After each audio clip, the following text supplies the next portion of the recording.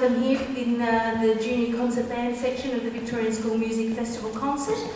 Let me tell you a little about them. They are one of 3 concert bands from the school, and they range today from grade 4 to grade 6. And they've been playing approximately for 2 to 3 years. They rehearse once a week and regularly perform throughout the year at school functions, assemblies and out-of-school events. And we're really excited to have you here today, guys. It's a really big deal to get up on stage and perform, so we're really excited. You've done lots of rehearsal to get yourselves here, so I'm sure you're going to do a fantastic job. They're going to be playing 3 pieces for us today. They'll be playing Pirates of the Caribbean at World's End by Hans Zimmer, arranged by Johnny Vincent, Destined to Fly by William Owens, and Happy from Despicable Me 2 by Pharrell Williams, arranged by Michael Sweeney. We're all a bit excited. All right, so please join me giving a big round of applause to welcome the musical director, Mr. Kenneth Donald.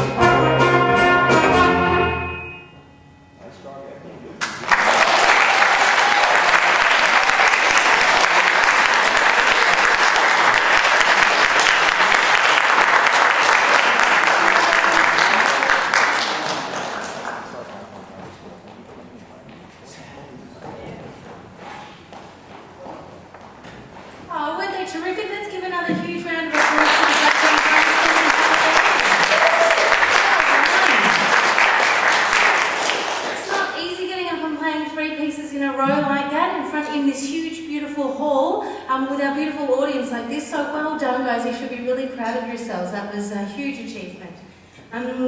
We will be joined on the stage shortly by our adjudicator, and you'll have a 10-minute tutorial session. In that time, all of the notes that you'll be given will be actually taken home, taken back to school with you on a USB.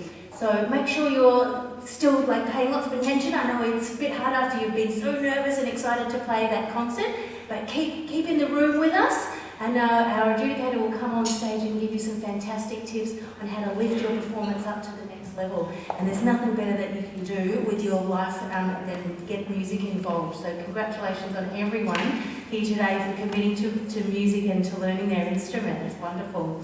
Let me tell you a little bit about our adjudicators. Today we have Jeff Ball. He's our chief adjudicator from the United States, and we're also joined by Erin Ellenberg with us today as well. We're very lucky to have our adjudicators and for them to be with us to share all of their incredible experience and knowledge. And it's a really fantastic opportunity for you guys as the audience as well to hear the notes that are given to the bands in front and behind you as well. So let's welcome back onto the stage Mr. Jeff Ball.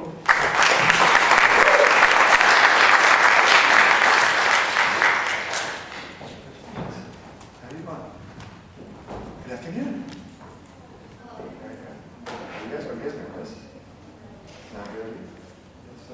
So a little bit more. It's okay to be nervous. It's also okay not to be nervous. They're both right answers. It was really lovely hearing you play. Are you glad you're done? How do you think it went? Show me on a scale of 1 to 5. Like 1 being really bad, or 5 being really good. How do you think? I see 3s. I see 4s. I see some 5s. Good. Yeah, I agree with that. I thought that was a really nice performance. I liked a lot of what you did. You did a really good job of punching your conductor. I could tell there were some things that you really worked on, like the cards and Destined to Fly, that really were executed nicely. So I have some things I want to do that might make it a little bit even better than it was. Let's go to the Bill Owens piece, Destined to Fly, first. Go ahead and take that out. Is that your favorite piece on UFO? Oh, you just knew it. You're happy you guessed right. Yeah, being right is fun. I agree. So let's go with Destined to Fly. I'm going to kind of try a couple of things with you. Let's go right from the beginning at first. I think that's a good spot to begin. From the top.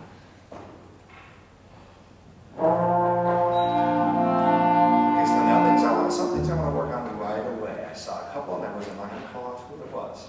But I saw a couple of people, let's go ahead and empty that water key. Yeah, you can do that right on the stage. It'll dry out, I promise. Yeah, maybe hold your trombone out so the hole is gravity is pulling it directly down. If it's vertical like that, you're not going to get all on it. Right, so hold the trombone up a little bit, and then you're going to reach out again. Good. Okay, now, the reason why I stopped was not the water key. I saw a couple of people who play on B2, they waited for me to go, and they went like that, to play their instrument. I used the flute because then the flutes were flat and more guilty. So let's make sure that our embouchure is set. We really get our top key on our out key, like this, and we're ready to begin from the beginning. Right, get the clarinet all the way, get it set. Right now it's kind of like almost there, get it set.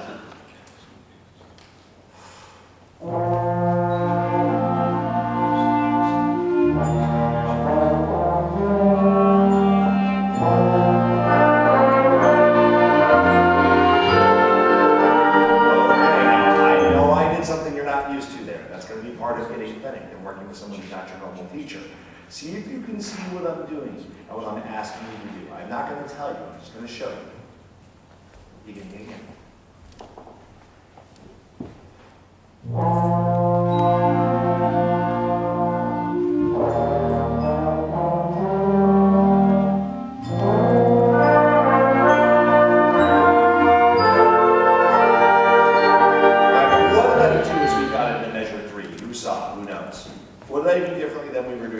Yes, here in the front row. Who's not nervous? I did slow down. So you can do that with me. If you're not sure where it's going to be, do you think it's better to be ahead of your conductor or behind your conductor? Behind, I think, is absolutely right. Let's make sure you see that from me before we move on. And I think this can make your crescendo a little bit more dramatic. Now, if your teacher doesn't want to do this, he's absolutely right. Go and didn't write a retard there. I just think it's a nice exercise to really see if we can stretch out this crescendo and make sure that we're playing all the way through it. The other thing that I can do, I think your teachers talked to you about this, because I heard this happening most of the time. What should you never do right after a crescendo? Breathe, absolutely right. You've heard that from your teacher, haven't you? Good, I can tell that, because most of the time you're not doing that. Now, a variation on that though, are you allowed to breathe during a crescendo? Yeah, I see people shaking their heads and no. The answer is yes, absolutely. You may breathe often during a crescendo. Here's the only rule with it. Don't get caught. Understand? The only way you get caught is if you all do it at the same time. But if you're really sneaky about it, if you're playing da da da da da da da. Sorry, I'm not a tenor, so I should not sing that high. But you see how I snuck in a breath right before beat 4 in the third measure. That's perfectly okay if you want to do that, as long as all of you don't do it. Right, let's go from the beginning again and sneak a breath in somewhere so that you can play a little bit louder in the air to support that crescendo. Beginning again. 1, 2, ready, go.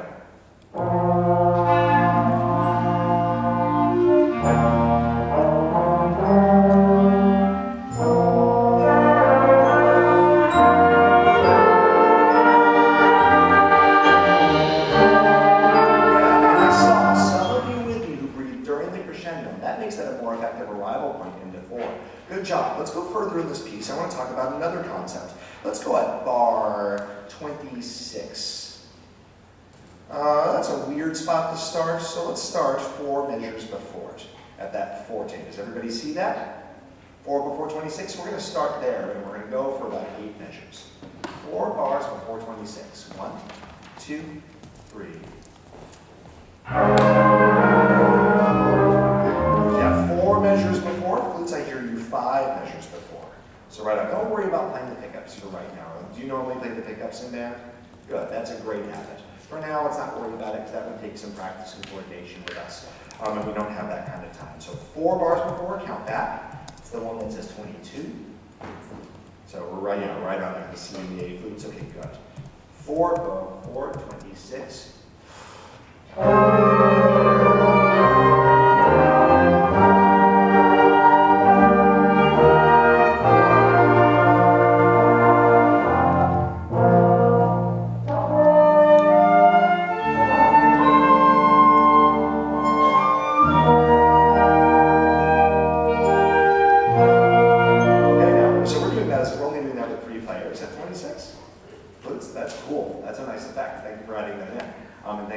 Such a good job of playing that strongly.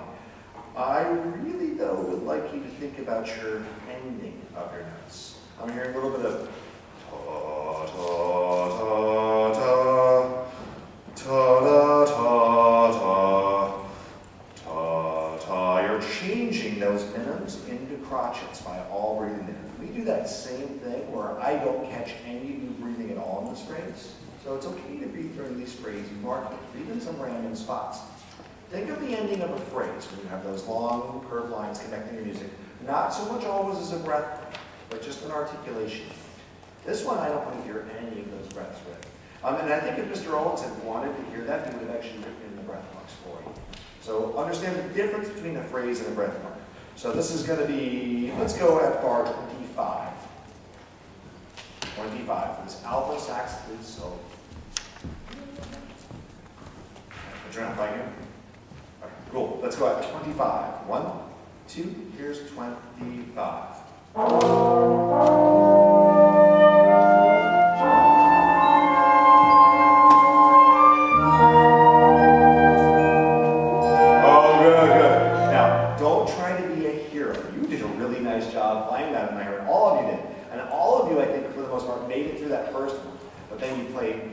Your solution was to take a bigger breath and try to play as much as you can without breathing. Breathe often. You can still keep breathing every 2 measures. Just put it in a weird random spot. Pro tip. If you really want to be fancy, try breathing in the middle of the note. In the middle of the note. And just come back in gently and don't get caught. I think this flute section is good enough to do that here, especially those of us that are playing solely. Once again, the same spot. So yeah, and really the only spot I don't want you to breathe is after the note. Right now. Anywhere but there. 25 again. 1, 2, ready, and.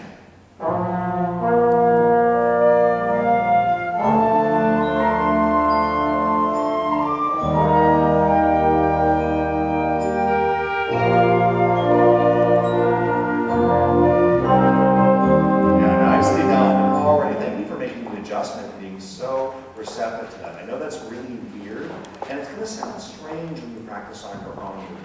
But get used to practicing lines like that when you're playing lyrically, because then they're going to really help it to be cohesive. When you listen to your recording, listen to the difference between what it sounded like there and what it sounded like the time before. It's subtle, but it's important for a good band like this to play that. Right now, let's go the last 4 measures of this one. I want to work with you on the same.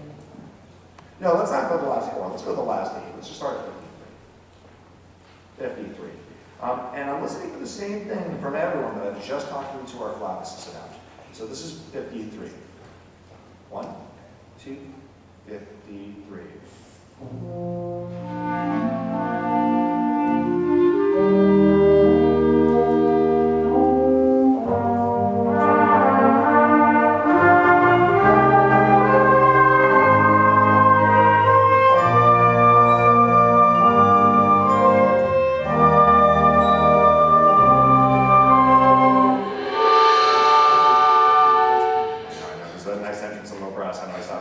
Sorry about that. Last 4 bars. I'm hearing your bar lines very clearly. Does a bar line make a sound? No, it does not. A bar line, and it's kind of deceptive. When I say I'm hearing your bar lines, I'm hearing your bar lines stop your sound. Your sound's running into it, stopping and starting again. Let's make sure we're playing through our bar lines. Through our bar lines. Remember, these phrase breaks don't mean you're breathing. They just mean you're articulating. This is still lyrical. All right, last 4 bars. 1, 2, play through bar lines.